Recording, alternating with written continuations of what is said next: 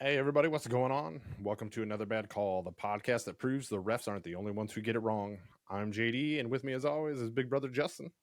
Hope you guys are doing well. It's Tuesday, August 20th. We have some news, another week of preseason to talk about, some Bears talk, and as always, our Bad Call of the week.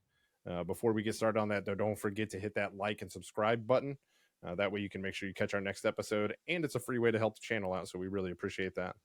You can also follow us on Another Bad Call on the big three social media platforms, as well as find us on anotherbadcall.com, where occasionally we might write some stuff. Who knows? We'll see.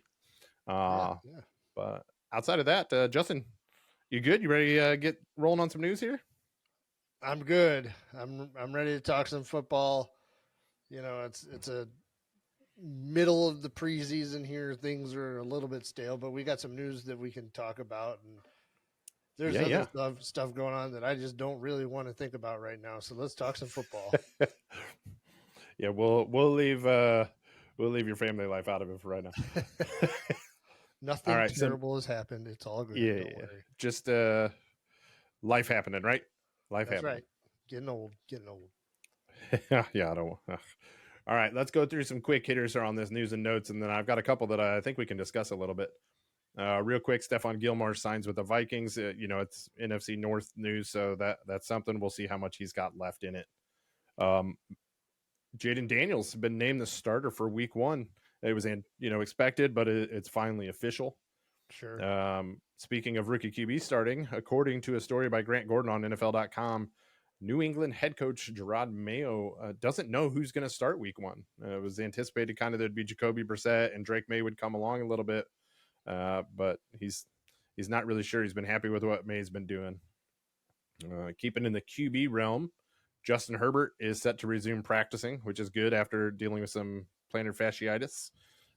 As somebody who has been fighting that for quite a while and just walked around a big old zoo and fired that up today, God bless him. Granted, he's athletic. I'm no longer. Well, Colt. I mean, were you ever that? All right. Colt McCoy retiring after 12 years. He's going to transition to the booth for NBC Sports and their coverage of Big 10 football or Big 19 or whatever the hell that is anymore. The NFL told him he was no longer We got more QB news. Minshew Magic. He gets the start over Aiden O'Connell. Are you surprised by that one? I'm not really. I don't think that Aiden O'Connell was the long-term solution in Oakland. I don't think it really takes that much for them to go another direction. It's not big, on their draft plan. I'll be curious to see how long that sticks, right? Because the magic does tend to run out. Like we've seen this with Minshew before. We've seen it play out. Is this just them giving O'Connell a little bit more time, to get into it, or, who knows? Sure. I mean, I don't know what O'Connell's going to learn from Minshew at this point. I think they're just going to go try to see who's the best to win games for him. And right. The metrics on Minshew don't really show that he's had a lot of magic, but he does. He's gritty. Let's put it that way. Yep. Let's see what else we got. Evan McPherson, kicker for the Bengals, gets an extension. Looks like the CD Lamb contracts might be moving in a positive direction. The comments on that are really interesting, of Jerry Jones like saying, "Hey, I feel like we're going in the right direction," but you don't get Lamb's perspective on it at all. So, it's only one side of the story. Again, it's Jerry Jones getting exactly what he wants and people talking about the Cowboys. And then CD will on social media comment on one of the Jerry quotes, be like, "Ha, yeah, bet, whatever." Let's see. There's a tiff between Tua and Flores. Tua basically coming out and saying Brian Flores, former head coach of the Dolphins, now defense coordinator for the Vikings, basically telling him he's trash the entire time, right? Like the whole time he's there. And eventually after a while what that will do to you as a person. Like eventually if you hear those external voices enough, they start to become internal voices. Weird that it's coming up now. Like I get he was asked on the Dan Le Batard show about the differences, and that's a key difference between the two coaches, obviously. But I don't think you needed to go that the head deep. injuries, he may now just be right. He just remembering that I'm trash. Right. Or when he got asked about his head coach, he initially thought it was Flores and then went, oh wait. Yeah. That's not, yeah. So, right. Flores' response was like, look, I mean, he basically said, yeah, I was talking to him like that. But all I can do is grow and move on. And you have coached a little bit. I've coached. When you're coaching, you're looking for the things to fix, and it's really easy to get so focused on those. I'm not excusing it by any means. Lord knows I wasn't a perfect coach. I'm an asshole. Like, it's not a secret.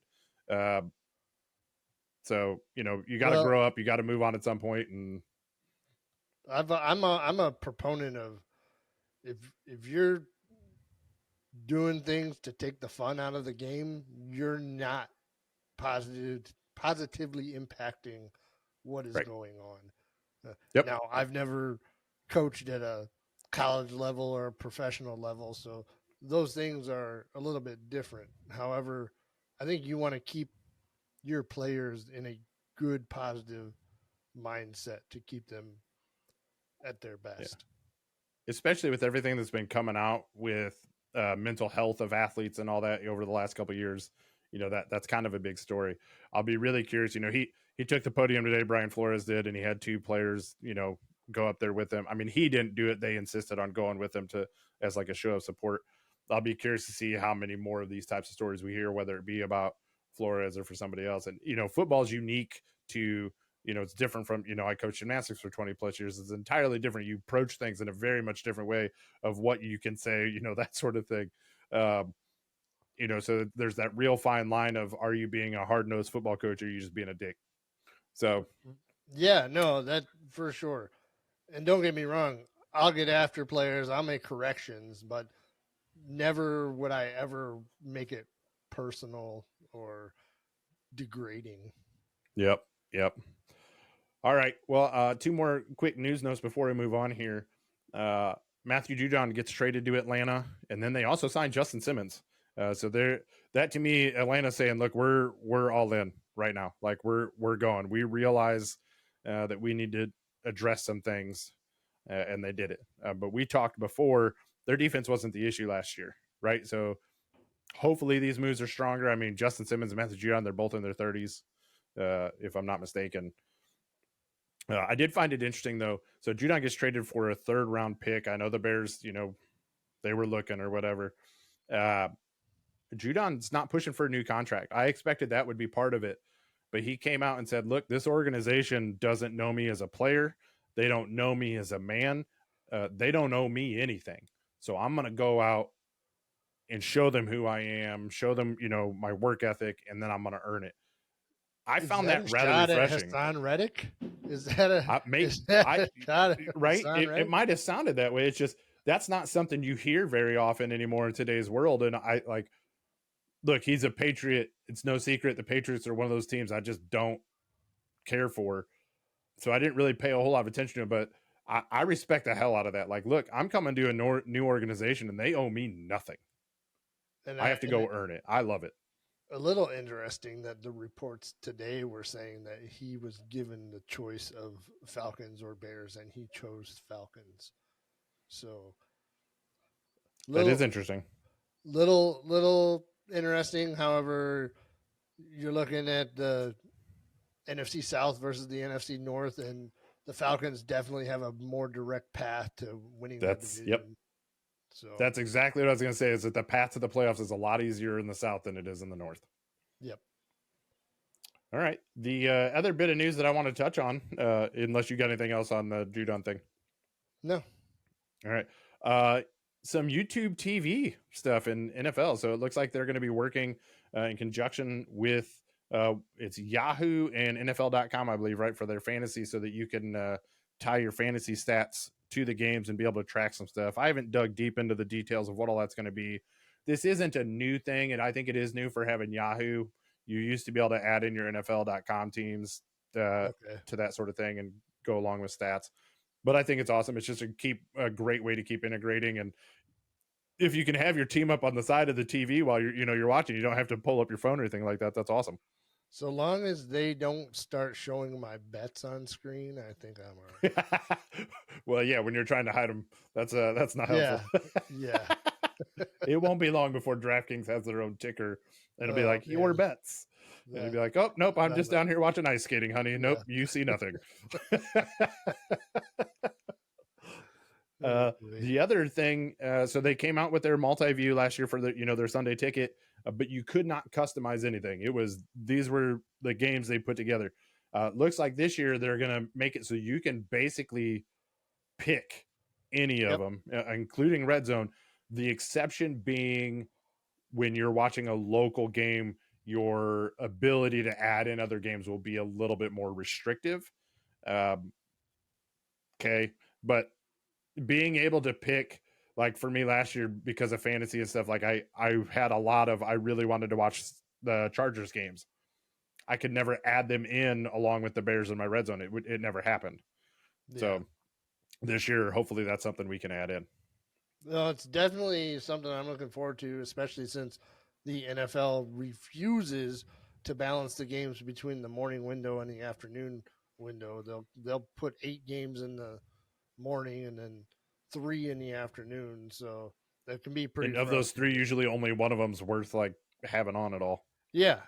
So we'll get to a little more YouTube TV stuff later in the show. Yes, sir. This is normally about the time we'd go through some recaps, but I think we're going to go ahead and just stick it with the Bears this time while we're missing the third wheel to the tricycle here. Bears had themselves a game. Had themselves a nice little game at home. So it was the first look for Chicago fans. Caleb Williams Rome Odunze gets a new look offense at Soldier Field. They end up going winning the game 27-3. What's your thoughts, man? Anything jump out at you about this game? Because I got a whole list of them, so I'll let you run through your thoughts first and see where we mesh. I'm probably not going to go too much into the specific plays or anything like that because we did see some good ones, and I'll let you get into that. What kind of interested me, and I don't hate it, is that the offense started out slowly, but then they adjusted, and Williams is learning on the fly, and he's making the changes not just mid-season but mid-game, and he's adjusting to the game very quickly. It's very encouraging. I'm going to be this huge Caleb Williams stan until he proves me wrong, but he's doing all the right things, and we're seeing all the right things. And the other thing that I did like is I feel like the game plan going in for Eberflus was maybe just 2 or 3 series, but then he saw the slow start, and he saw that he needed to give his team a little bit more time, and so he let Williams get a couple more series and get some momentum and build on that. I don't necessarily know that a full half was the plan going into this game for the starters. And not all the starters played the full half, because there in the second quarter, you saw that Keenan Allen wasn't on the field the whole time, and you saw that DJ Moore wasn't on the field the whole time. However, he made some great looks with Odunze out there, the 2 rookies having time to learn together. You had Everett out there, who's not your number 1 tight end, but he's definitely one of your very important players for the year. So that's what I liked about it. It showed some growth to me for Eberflus, and I could be wrong, but that showed growth in his coaching, and we definitely saw Caleb Williams growing in front of our eyes. Yeah, so I want to touch on something real quick because you talked about it, the adjustments, the in-game adjustments. That was one of my biggest gripes with Getsy in the prior years. The scripted plays, that like first 10 to 15 scripted plays, the Bears did really well. Like if you go look at Fields' stats in the first quarter, he's like top 3 QB in that time. Just when it's scripted and everything was good, but they made 0 adjustments throughout the game, and the other team adjusts, and if you don't adjust back, you're screwed. So watching the offense adjust a little bit, and as you said, even Eberflus like going from maybe you're going to play a quarter to we need more. Like, let's keep going. That's a great adjustment. I love seeing that, but we kind of knew that about Waldron already, but it's nice to see it actually happen. The other thing they absolutely started off slow. Go ahead. I was going to say the other thing you see with Waldron's play calling is that he adjusts based on who's actually in the game at quarterback. He doesn't call the same game for Badgett or for the other backup quarterbacks. He'll call some different play types, not exactly the same, but he's playing to be successful on the field with the personnel that he has on the field. You mean you're supposed to coach to your players' strengths? It's not something we've seen in Chicago for the last few years. It's a really weird concept. Yeah, so my notes here, they absolutely started slow, but again, back to the adjusting.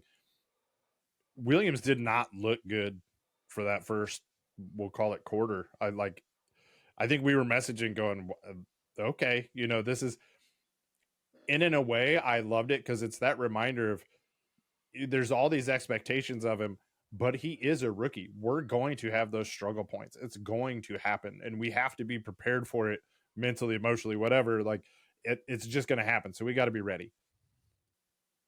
But the way he picks himself up and makes adjustments and keeps going, and he's learning and diagnosing what's happening on the field at a very rapid pace. It's so different for us to see because Trubisky never did it, right? Fields never did it. It just wasn't there, and you can almost see Williams processing, which is really awesome. There was a I think it was in the second quarter around like the 240 mark. Williams does this beautiful evade of a sack, and he goes to throw a ball, and I don't know if he tripped or what, but if you go watch it, he didn't have his feet set, nothing. It was a bad ball. The very next play, he scrambles off to the left, running to the left towards the sideline, throws this beautiful deep pass on the money to Odunze on the sideline. It was gorgeous, and it was that quick of a, this is what I did wrong on the last play, I'm going to fix it on this one. It was beautiful to see. Loved it. Absolutely loved it. I mean, we've all seen the play, and it's just gorgeous. Kyler Gordon was... you've got a note right here. You put it up in my notes. I started reading. I was like, I didn't write that. Spider-Man or Kyler Man, whatever he's calling himself. He was playing with some juice. He was. You wouldn't have known if you were just watching the highlights of him. You would not have known that it was a preseason game because he was bringing the heat. That quarterback, poor guy. Oh, but that was not a blindside hit. It was right in his face. So it's kind of his fault for not seeing it coming. But yeah, Kyler leveled him. He made some great open field tackles, got in to help on another behind the line of scrimmage play. So the defense looked impressive. Yeah, the defense is looking good. They're motivated. Again, you're not playing starters, right? You're not playing against starters. We understand that, but they're playing with a sense of almost like they realize the offense is going to be something at some point, and they too are not used to that. So they didn't really have a whole lot of motivation, so they've got that back. The one thing I'll say that really bothered me about this game and is going to be concerning is that offensive line. I don't know if it's a scheme thing or what it was, or they did not look good. Caleb is doing a fantastic job of moving around, but we've seen this play out with basically every quarterback we've had in the last 10, 15 years, where at some point in time, they just get so barraged that, we can't do anything because that line just doesn't hold up unless we run 80 times a game, which we can't do in today's NFL. Exactly. We don't have a big bruising back right now. We've got some guys that have some juice. I don't know what's going on with Roshan. Hopefully they can get him on the field and healthy. But you're right. The only positive thing I saw out of a lineman with that first unit all day was when Caleb did run that play broke down and Tevin Jenkins, followed him per se out in front and led him towards the end zone so that he wasn't going to get hit.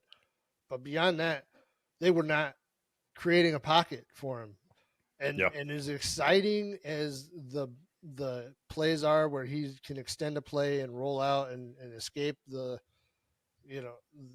pressure and make something happen are, what I'd love to see more often is them be able to create a pocket for him that he can step up into and make the quick plays to keep the drives moving on a consistent basis. And that's not what we've seen so far.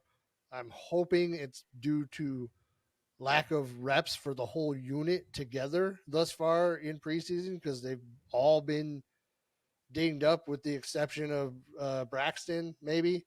The rest of them have all, and probably your center, the guys that you've been rotating in at center. But, Jenkins and Davis and Wright have all missed time, so they're not all gelled at this point. I hope they can cure that and get things tightened up there. Yes, sir. All right, buddy. Anything else on this game? Not on this game. We didn't see anything from Cincinnati. They didn't play their starters because they were getting their asses kicked in practice by the Bears earlier in the week. But Chase Brown did not play. It's leaning more and more towards he's RB1. Could be. The other guy didn't play either, though, did he? The Zach Moss. Yeah, you're probably right. Yeah, I don't think he did either. I don't think any of the starting units played, especially on offense. So, but they did get a couple of injuries in the joint practice, like serious type injuries. Yeah. I think they were being a little cautious, especially with the weather. It was rainy on that game. And the nasty turf. Nastiness. And that was bad. Turf, I mean, you can see the seams. Ugh. I don't know why they can't get it right. It seems just like that's just somebody at the Bears organization with the communication to the Chicago Parks Department not getting it right with how important that aspect of your game day experience is. So yeah, I mean, at some point in time, it becomes player safety, and the league needs to step in too. But we'll come back to that another time. So I was going to say starters really quick. Other thing about the Bears is today the reports were that things have started to get a little chippy in practice between the offense and the defense. So, the Bears started a week earlier than everybody else because of that Hall of Fame game. It's starting to get towards the end of camp here. You got one more preseason game left, and I think they're ready to just be hitting the opponent. Yeah. The other thing that came out is that the Bears starters, most of the starters aren't playing this week. They will not play in the last game. And I'm kind of, I'm good. Like, we've seen basically what we need to see, right? Let's not risk it. Let's save them for regular season type of deal. I'm all for it. It is interesting how the chippiness has happened. I know earlier on the defense was just crushing the offense, right? Because they're more gelled and whatnot. And I'm wondering if the offense is starting to catch up enough to where that's where that conflict is starting to come in. And I'm kind of hoping it is. But again, you get sick and tired of hitting your own teammates. You're ready to play some actual ball, right? But I'm sure we'll see a little bit of that. We got an episode of Hard Knocks that's getting released tonight. And on that, let's talk about episode 2. You got any quick comments? Still a little bit more of vanilla content per se, and I think that's just the narrative that the Bears want to put out there. They're everything is kumbaya. They're not showing swearing, things like that. And I mean, it's for a Bears fan, it's very fun to watch and see our guys out there and see a little bit of the human side of them. You see DJ Moore with his family and all that stuff. His oldest daughter looks so much like him. Oh, like, I know. Spot on. It's great. Yeah. He's such cool. a likable guy too. Right. Yeah, I totally agree with you. It has been such a not really drama filled at all. It's just here's what it is. The one thing that I've really enjoyed watching is the way they're all talking, especially Williams with his receivers. Him and Odunze talking about, okay, I need you to run this route, this way, or learning from each other that way. That's fantastic.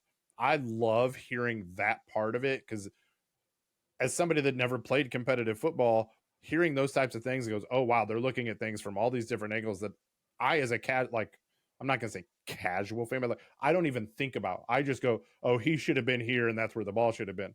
Well, no, there were actually 8 other things that went into that I wouldn't have even thought about. Right. So that's been really cool. Showed pressure on this side, and then he dropped back, so that means that the play had to go to the middle. Or if he stayed here, then it has to go to the outside. Yep.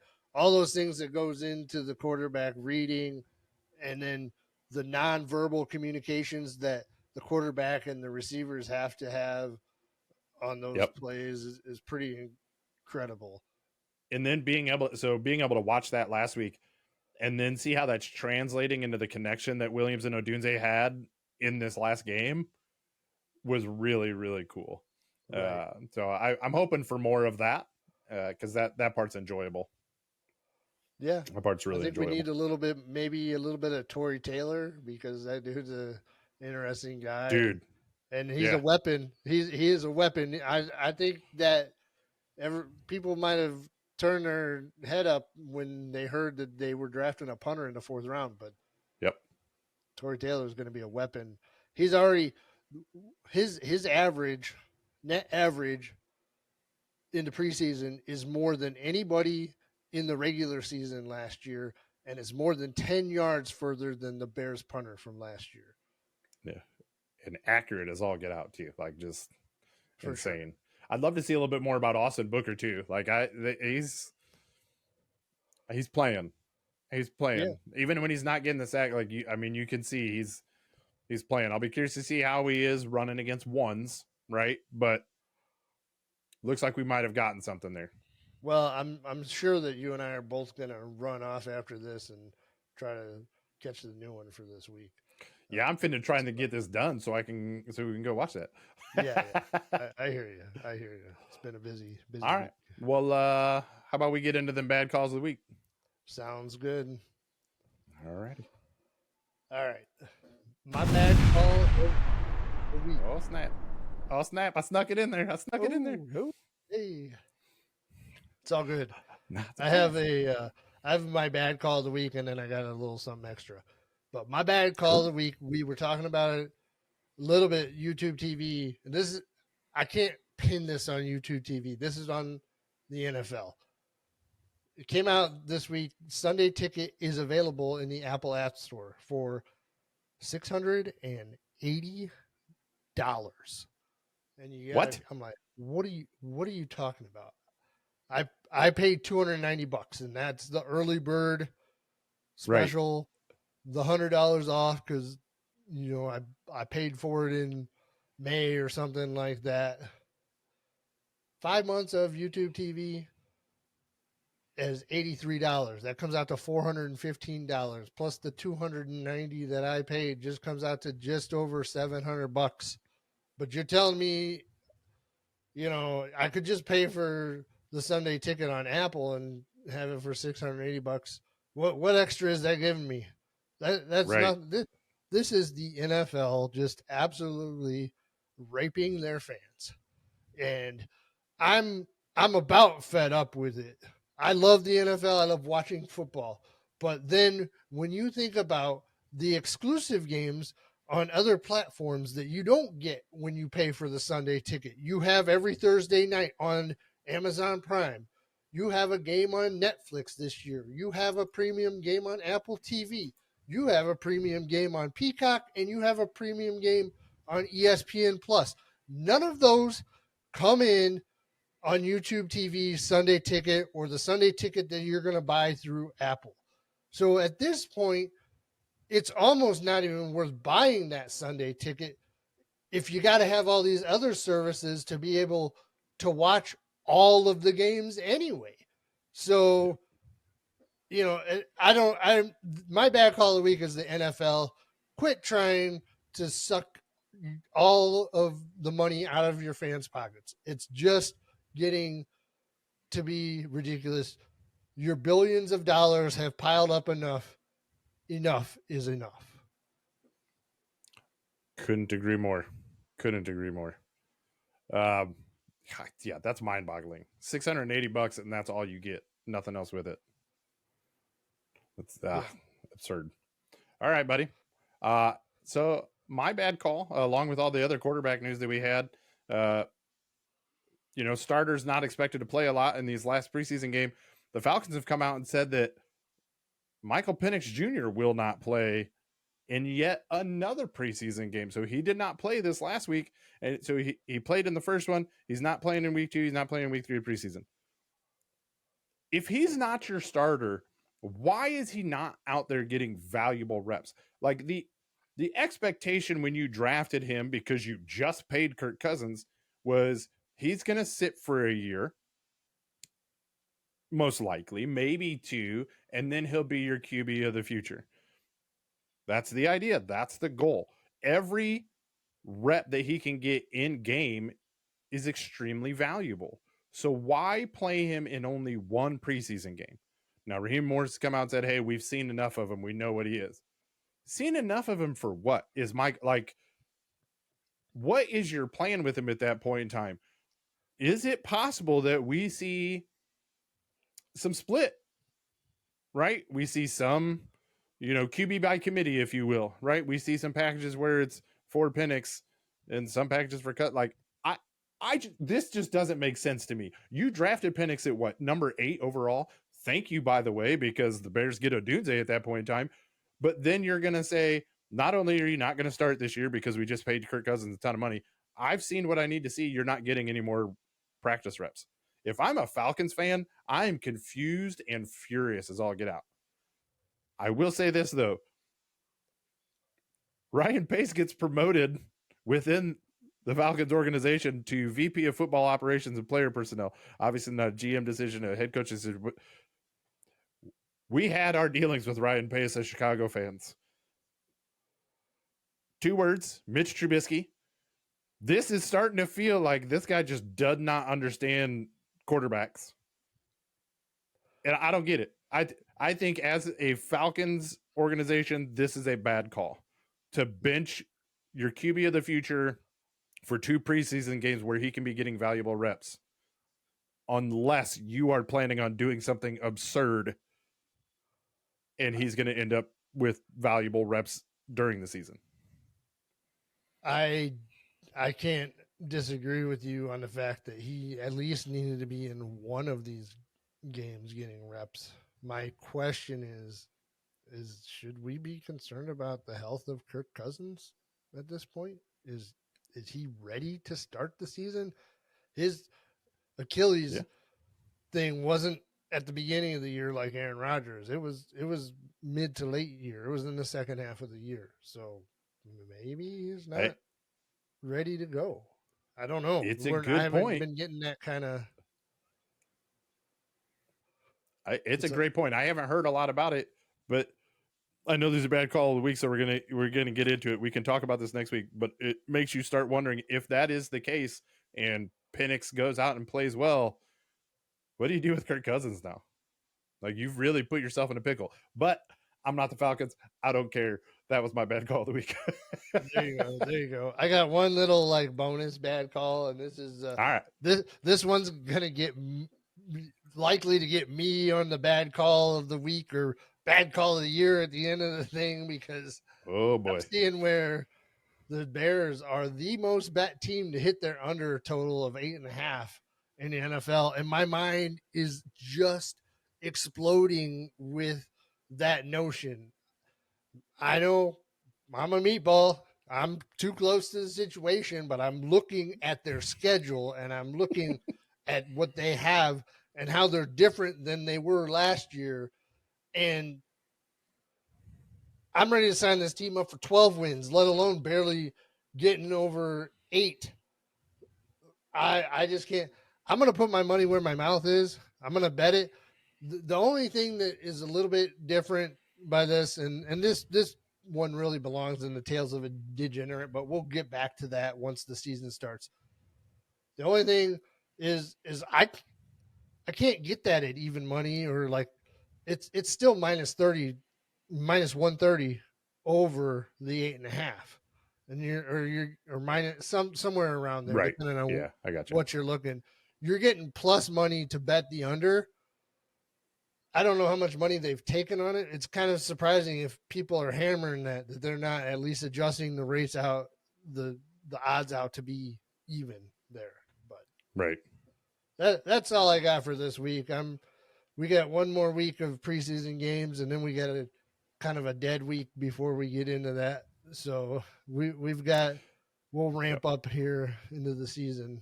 It's getting close. Yeah, it's getting close. I've got. I suspect next week. Hopefully, we'll try out the new segment, little offense defense. I'll throw out an idea, and Justin and Nat will go on the offense or on the defensive that take. Also, probably do some fantasy look next week because I have a draft on Sunday. Well, actually, I don't have a draft on Sunday. My draft day is Sunday. I have 3 drafts that day, 2 dynasty drafts and a redraft. So I will have plenty of fantasy outlook for you. We can talk about how things went there and maybe some players we're looking at and get going on that. Any other final thoughts before we dip out of here? I'm good, brother. It was good to have this conversation. Sorry we didn't have Nat in here. Just our scheduling conflicts kind of finally bit us in the ass, but we'll be on it once it's preseason for us too. So yeah, absolutely. We will be back with it next time. Thank you again for sticking around this long. We really appreciate you. Again, if you can hit that like and subscribe button, really helps out the channel. Share with any of your friends who don't mind listening to 2 idiots talk about football. And until next time, try to avoid making another bad call.